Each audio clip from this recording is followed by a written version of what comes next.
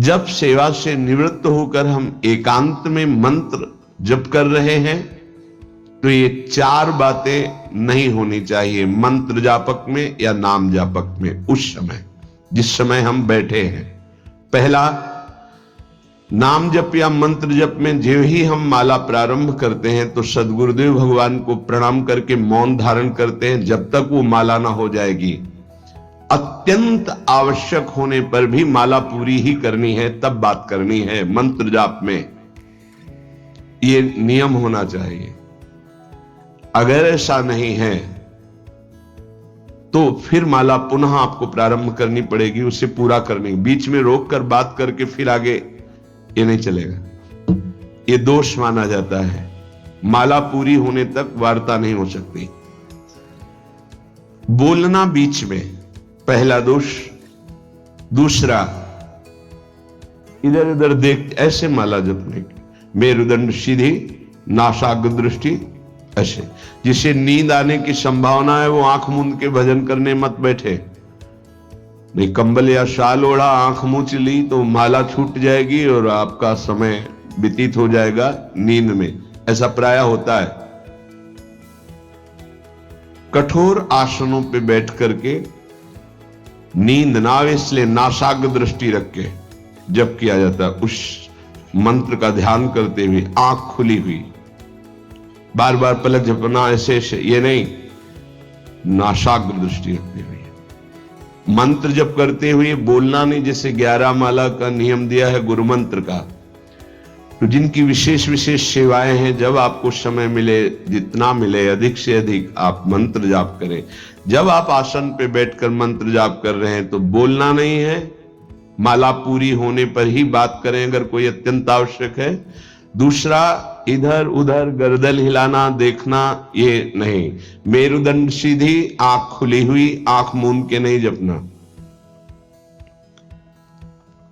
एक महाभागवत की पत्नी निरंतर भगवदाकार वृत्ति में रहती थी।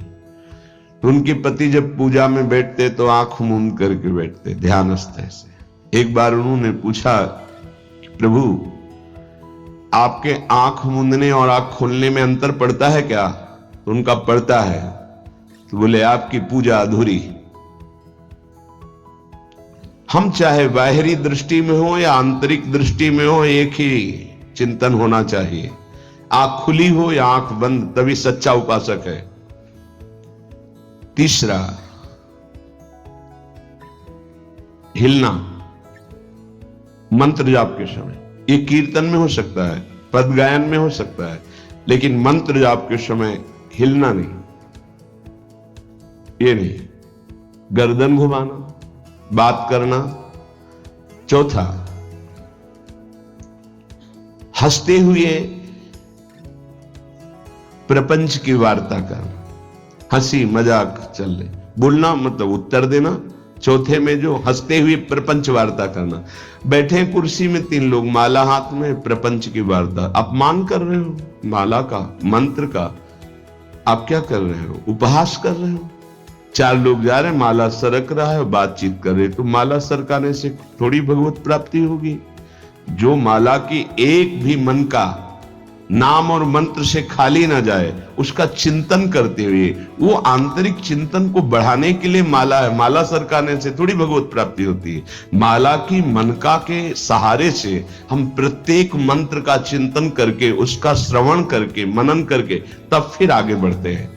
ये थोड़ी कि जल्दी जल्दी। किसी किसी की माला को तो देखते हैं कि इतनी रफ्तार से कैसे चल सकती है। अगर हम केवल राधा नाम भी जपें तो इतनी रफ्तार से नहीं चल सकता, क्योंकि हमें लिखना है राधा राधा।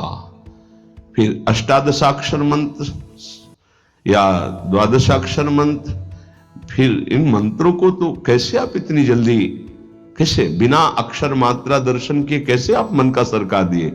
11 माला बहुत होते हैं।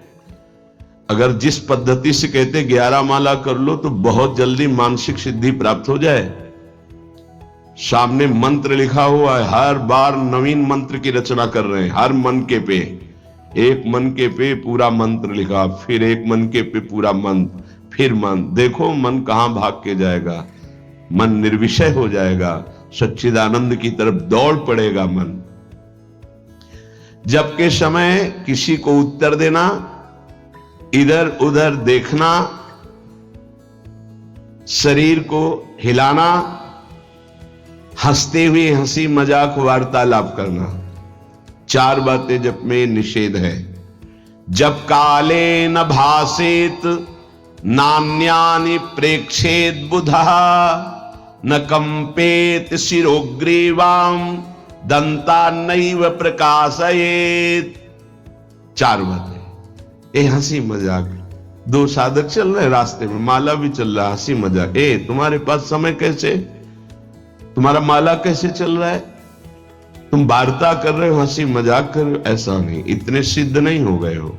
जो शास्त्र जब काले न भाषित नान्यानि प्रेक्षित बुधः न कंपेत शिरोग्रीवाम दंतान नैव प्रकाशयेत।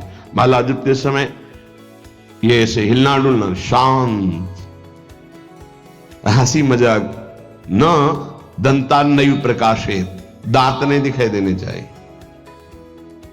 गुरु मंत्र के समय तो मुख से वायु भी नहीं निकलनी चाहिए, मुख से।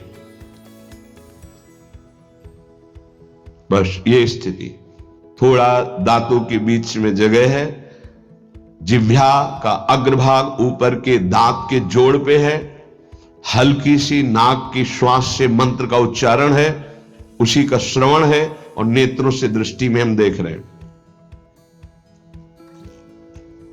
भगवदाकार मंत्राकार वृत्ति करनी है। प्रभु के मंगलमय नाम उच्चारण करने से करोड़ करोड़ जन्मों के पापों का नाश होता है, ऐसा शास्त्र और ब्रह्म ऋषियों ने निश्चय किया है।